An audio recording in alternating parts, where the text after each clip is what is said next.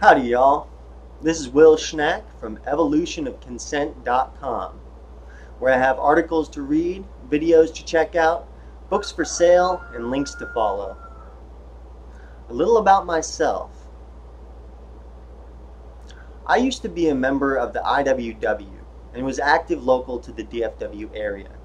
Since I founded the Black Cat Collective and People's Arcane School, and have written a few books, including The Evolution of Consent, Collected Essays, Volumes 1 and 2, and Fair Shares, Community Economics for Permaculture Practitioners.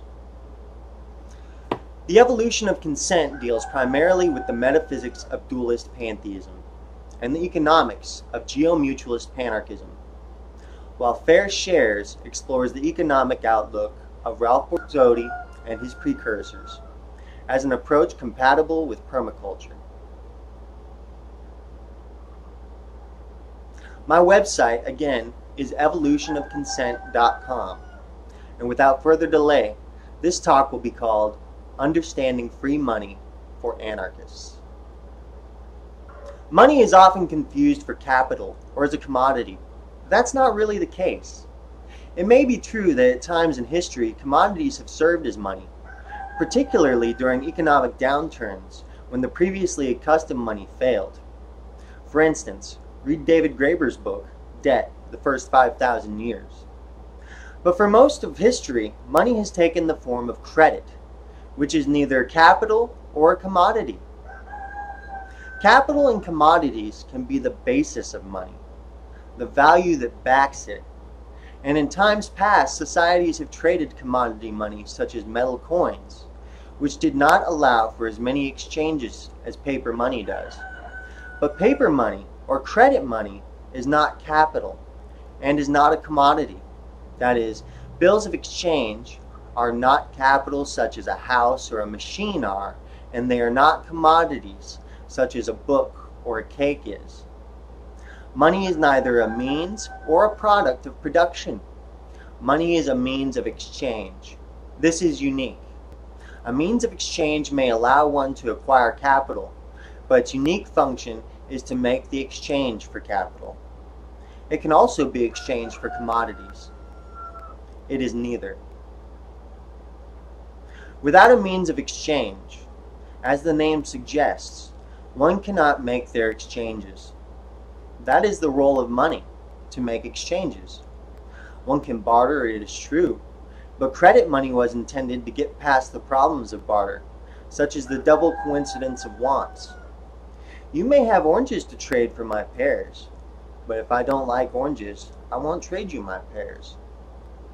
Good money allows value to be exchanged across many more hands and between strangers. What makes good money is that it is backed by things that people want. Another way to understand money is to view it as a contract, something like a title deed. Money is a contractual claim to some form of value. In the old days, this used to be gold and silver. Today, it is the wealth of nations that backs currencies. In either case, money is a contractual claim to some form of value in the economy. When the government restricts the right of individuals to create their own banks and issue their own currencies, backed by the value that they themselves bring to the economy, two rights or liberties are being restricted. The first is the right to make one's exchanges freely. Without being able to create one's own means of exchange, one's liberties are being restricted. The second is to engage in voluntary contracts with others. Money is just a contract. Now, I'm talking about free money, which actually has two meanings. The first is that the above considered restrictions should be removed, and that people should be able to freely engage in contracts and exchanges without interference. Money is free in that it is unhindered. The second is drawn from the implications of what will result from unhindered money creation. money will not carry a price, but will be free to use.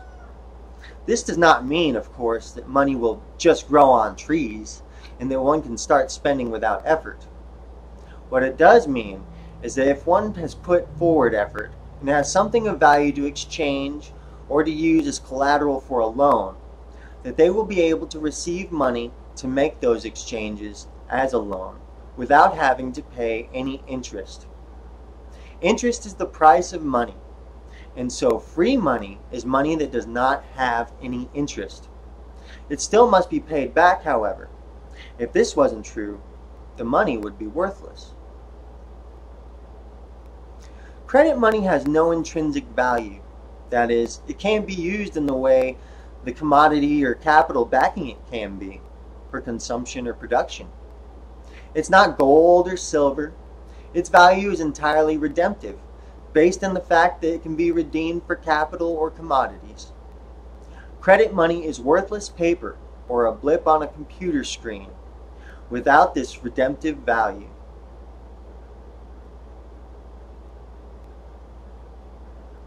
Credit money is symbolic, and the cost of producing symbolic money is very low.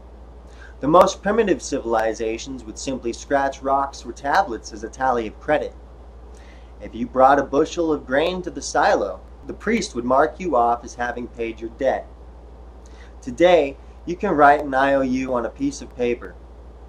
If this is traded between more than two people, it becomes money, because it is served as a means of exchange. Creating basic money costs very little, unlike the things that money represents. Competitive markets are those that are easy to enter and which are free from interference from government. In these kinds of markets, prices tend toward the cost of production, as enforced by supply and demand. When this is applied to the market for money, we can see that with such a low cost of production, that the cost of creating money is about zero. If the cost is zero, and competitive markets tend to push prices to their costs of production, then the natural free market price of money is zero, or free. Money should be free of interest.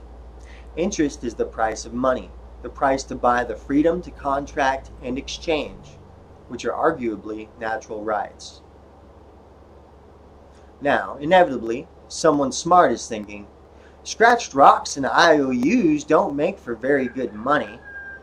And they're correct to think this. Good money costs more than zero to make, because you have to make sure counterfeiting doesn't happen. They may rightly follow. This is more than accounted for in the doctrine of free money, however, because this is not the price of money itself, but the price of the labor and operational costs needed for banking activities. The money is free, but the services of the bank are not. These must be paid for. The price of the money is zero, but the wages are what it takes to get someone to accept the job. You should be free to create any money you wish, but good money takes expert labor and equipment, and experts and their equipment cost money. There is a difference between the interest paid for the use of money and the payments to the workers of the bank to cover wages and operational costs. When one is free to create their own money in banks, one does not pay to have money, but pays instead for bank services that make money good. This is something different. Wages cover any and all services immediately rendered, and bank fees can cover all operational expenses. No interest is necessary. The work of the banker is paid for in the form of wages, not interest. Interest is something for nothing, the product of crony capitalism. You see, wages are complete compensation for labor or cost. Anything else is a surplus, an extra above that. Surpluses do not incentivize labor. For instance, if you will give my car the greatest wash for $20, paying you $15 extra won't make you any more capable of doing a better job than the greatest. and you're already willing to accept much less. The $15 would be a surplus, an extra. Thus, wages are all that is necessary in order to compel labor to produce. No interest or any kind of surplus is needed, just wages. Interest is the price above the free market price of money, which is zero. Any payment for the use of money is interest, and paying for money, the freedom to contract and exchange, is a result of state-imposed monopoly. Interest is what we pay a middleman for our freedom to contract and exchange. In a free market, without restrictions on the creation of money, the price of money itself would fall to zero, because money is inexpensive to make and only the wages of the bank agents would be paid for. This would be much less expensive than paying profits to a bank in the form of interest, as is done today. All wages and other costs down the whole line of production must be accounted for in the price, including the wages of people who made the electricity, who made the hoses, etc. But these are still reflections of cost, and surpluses are above the amount needed to cover these.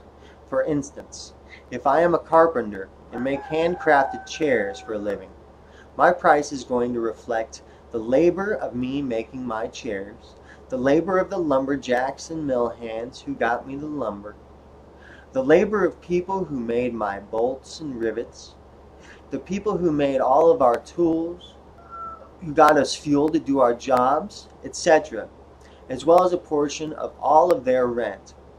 Only if I make more money than is needed to cover all of these costs, the price of feeding, clothing, housing, and entertaining or medicating all of these people and myself, do I make any profit. The rest is wages for me, for the lumberjack and the mill hands, etc., or other costs. The only way I can get this profit is if I can somehow stop my competition, and this depends on governmental force. Without this governmental force, the competitive nature of the market will force the price to cost. In the case of money, the cost is zero. And so the natural price of money, interest, is zero.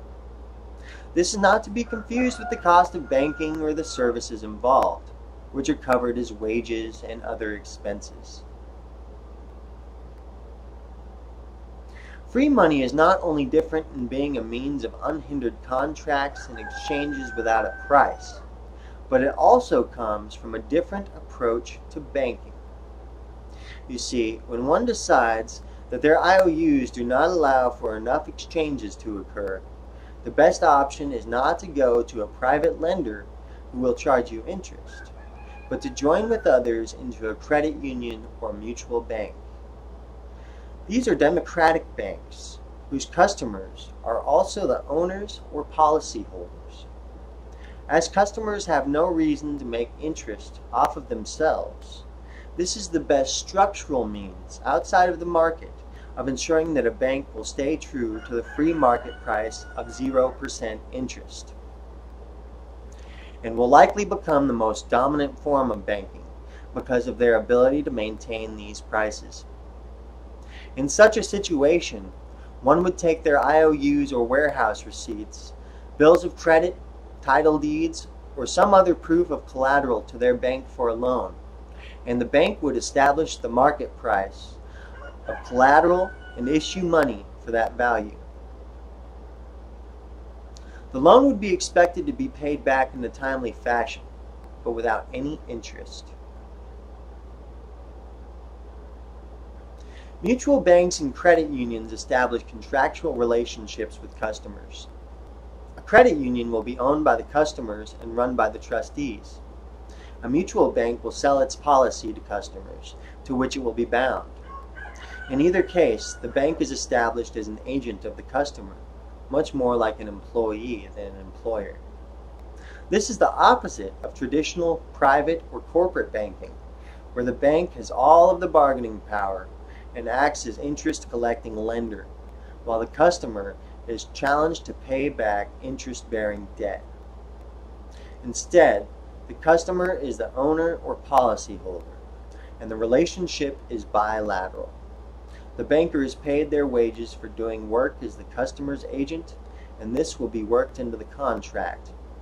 But any accidental surpluses accrued, say from bank fees and member payments, which are over and above the established salaries of the bank and operational costs, is redistributed by way of dividends to the customers. In this way, wages of the bank workers and costs of operation can be covered in the form of interest payments, but no interest in substance, no surplus is taken, meaning that paying wages can look like paying interest, even if it isn't. It's just a method of payment.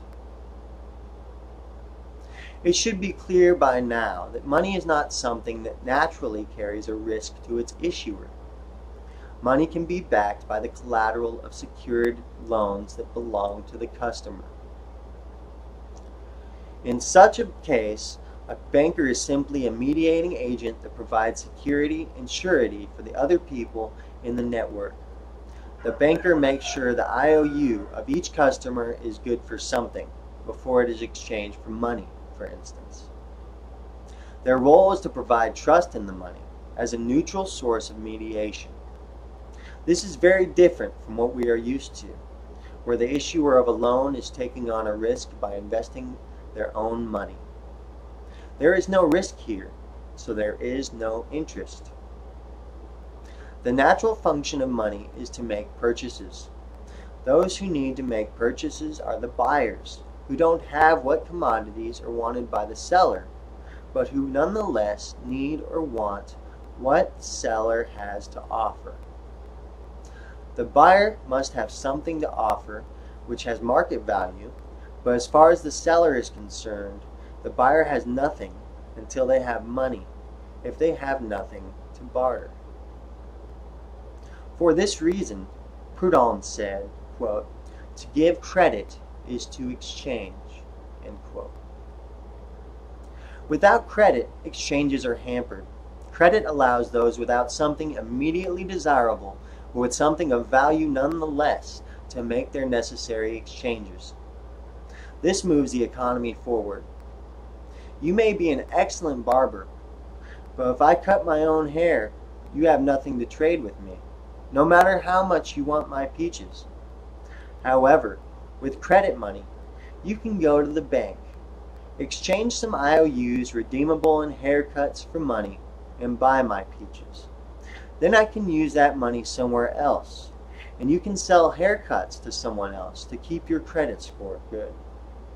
Without this credit money, you cannot make your exchanges unless you get a loan from someone else and pay interest on the loan. This means you can afford to buy fewer of my peaches. Money's natural function as a contract and means of exchange is today hindered. Instead, the state grants charters to monopoly banks, which are run by and benefit an elite class, and gives them exclusive right to create money, which it withholds from us. Thus, money becomes an item of speculation and usury, and not just a mechanism for economic exchanges.